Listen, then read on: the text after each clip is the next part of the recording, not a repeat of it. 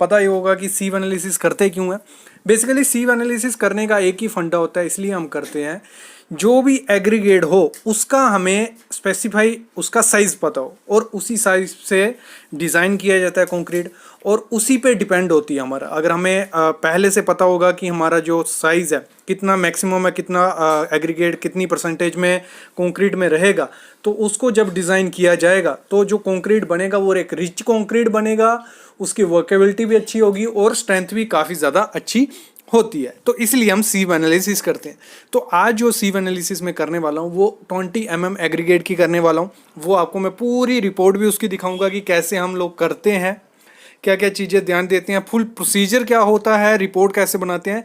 तो इस वीडियो में कंप्लीट आपको मैं बताने वाला हूं। तो उससे पहले प्लीज़ चैनल को सब्सक्राइब कर लो और बेल आइकन दबा लो, ऐसी वीडियोस आपको हमारे चैनल पे ही मिलेंगी। तो सबसे पहले मैं बता दूं, जो सीव हम यूज़ करेंगे 20 mm एग्रीगेट को टेस्ट करने के लिए, एक हमारे चाहिए 4.75 mm की सीव, दूसरी हमें 10 mm की सीव चाहिए, तीसरी हमें 20 mm की, और फिर 25 mm की, और नीचे हमें पैन चाहिए। तो ये हमें 5 सीव चाहिए होती हैं। नीचे हमारा पैन लगेगा, उसके ऊपर 4.75 की, 10 mm, 20 mm और 25 mm की सीव हम रख देते हैं। अभी जो बाकी प्रोसेस होगा हमारा वो मैं आपको समझाऊंगा किसकी हेल्प से, पूरा थियोटिकल हेल्प से पूरा प्रोसीजर भी बताऊंगा और रिपोर्ट बना के भी आपको दिखाऊंगा। पूरी प्रोसेस की रिपोर्ट रेडी है, लेकिन आपको प्रोसेस तो सुनना पड़ेगा। देखो प्रोसीजर क्या है। सबसे पहले जैसे मैंने आपको क्लियर किया, नीचे हमारा पैन होगा, ये पूरा प्रैक्टिकली समझाया जाएगा, भले मैं थियोटिकली कर रहा हूं लेकिन प्रैक्टिकली। नीचे पैन होगा, ऊपर होगा 4.75 mm सीव 10 mm की, 20 mm की और 25 mm की सीव। आप लोगों ने देख ली सीव क्या होती है, छननी हमारी होती है। तो हम क्या करते हैं, एक सैंपल लेते हैं।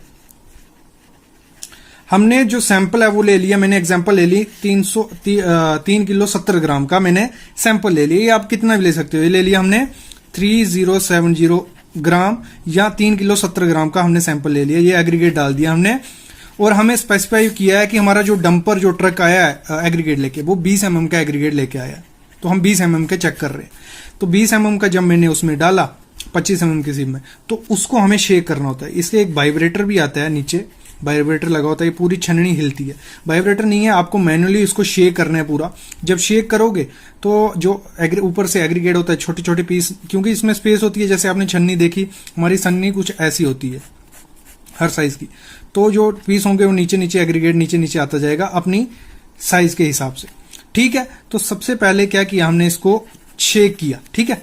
तो हमारा जो 25 mm का था उसमें हमारा 0 बचा, उसमें एक भी एग्रीगेट का पीस नहीं बचा। पहले सबसे पहले यहां देखना, यहां नहीं, और ये मैं बाद में पूरा रिपोर्ट आपको बताता हूं, आप देख भी सकते हो। इधर सीव का साइज आ गया, इधर कितना वेट है उसको मैं प्रोसेस के हिसाब से बताऊंगा। हमारा 25 में 0 बचा, तो हमने 25 की सीव उठा के साइड पर रख दी। फिर जो 20 mm की सीव थी, ये 20 mm की सीव, इसको उठाया हमने, यहां लेके गए। इधर हमारा वेइंग मशीन है, मतलब इसमें से जो भी एग्रीगेट निकला उसको हमने इधर उस पर वेट किया, उसको तोला। तो हमारा जो वेट आया वो कितना आया, 50 ग्राम। कितना, 50 ग्राम। तो हमारा जो 20 mm की सीव थी उसमें हमारा 50 ग्राम ही एग्रीगेट है। ठीक है, क्लियर। फिर उसके बाद हम इसको और हिलाया। उसके बाद 10 mm की सीव हमने ली, 10 mm सीव को खाली किया और उसका वेट किया, उसका वजन किया हमने।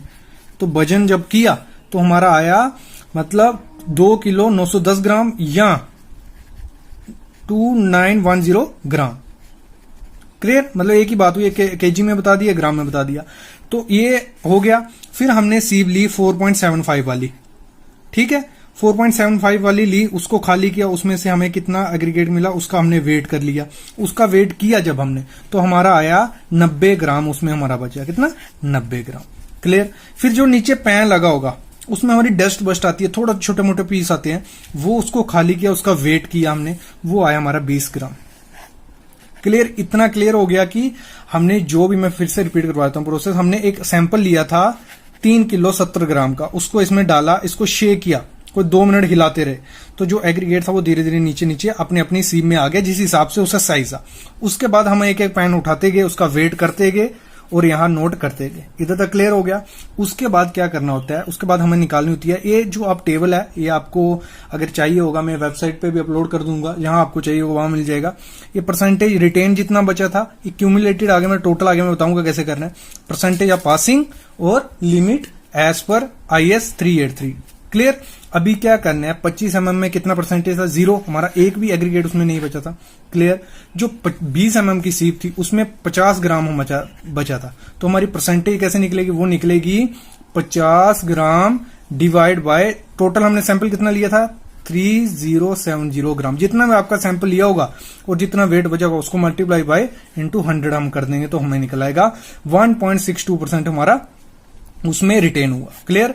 नेक्स्ट हमारा 10 mm की सीप जब हमने खाली की थी तो हमें 2910 ग्राम बचा था, तो हमें करना है 2910 gram divide by 3070 into 100। Clear. ये किया तो हमारा आ गया 94.7% हमारा उसमें रिटेन हो गया था। फिर 90 ग्राम के लिए भी सेम करना है, 90 डिवाइड बाय 370 इंटू 100, तो हमारा 2.93% बचा। इसके लिए भी सेम करना, तो ये बचा। यहां तक क्लियर हो गया। उसके बाद आपको क्या करना है, उसके बाद हमारे क्यूमुलेटिव रिटेन निकलता है, हमारा टोटल रिटेन निकलता है। उसके लिए क्या करना है, 25 mm में हमारा 0 था तो 0 ही रहेगा। 20 mm में क्या था, 162% बचा था, 162% बचेगा। क्यूमुलेटिव कर रहे हैं मतलब प्लस कर रहे हैं, पुराना वाला भी हमने ऐड करना साथ में। तो 10 mm में क्या था, 94.7% था, प्लस हमारा पिछला कितना था, 1.62%, तो वो हो गया 96.3%। क्लियर। फिर आपको जब 4.75 mm पे पहुंचेंगे तो आपको क्या करना है, इसको प्लस कर देना, 96.3 प्लस 2.93, तो हमारा हो गया 99.25। क्लियर। फिर जब पैन में जो बचा था वो था 0.65, तो 99.5%, तो ये हमारा 100% हो गया। ठीक है, ये क्लियर, यहां तक क्लियर हो गया। फिर हमारा आता है परसेंटेज ऑफ पासिंग, और परसेंटेज ऑफ पासिंग हमें चेक करनी होती है, क्योंकि जो हमारा IS कोड है वो कहता है, IS कोड 383 आप देख सकते हो, हमारी वेबसाइट पे भी आपको अवेलेबल होगा। सारे कोड, सॉइल के, सीमेंट के, सॉइल, हर चीज के कोड वहां पे फ्री में आपको मिल जाएंगे, वहीं आपको ये भी मिल जाएगा। वो कहता है जब आप 20 mm के एग्रीगेट का सीब एनालिसिस कर रहे होते हो तो 25 mm में लिमिट कितनी होती है, 100%, मतलब 100 से ज्यादा नहीं होनी चाहिए। 20 mm में 85 से 100% होनी चाहिए। 10 mm में 0 से 20% होनी चाहिए। 4.7 mm में 0 से 5%। तो अभी हम देखते हैं हमारा कितना कितना बचा है। जो एग्रीगेट हम टेस्ट कर रहे हैं वो सही है कि गलत। तो हमारा क्या था परसेंटेज 100, तो 100 क्लियर, ये पास हो गया हमारा। दूसरा हमारा आया था 98.3, इधर परसेंटेज कितनी, 85 से 100 तक, तो ये भी हमारा पास हो गया। फिर हमारा अगला है 10 mm के लिए, वो है 0 to 20, तो ये हमारा आया 3.7, ये भी हमारा पास हो गया।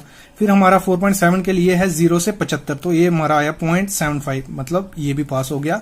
और ये हमारा पैन में जो भी डस्ट थी वो क्लियर है, उससे इतना कुछ लेना देना नहीं होता। तो इससे आपको क्लियर हो गया कि हमारा जो एग्रीगेट था वो टेस्ट पास हो चुका है। जो हम एग्रीगेट यूज, जो हमारा डंप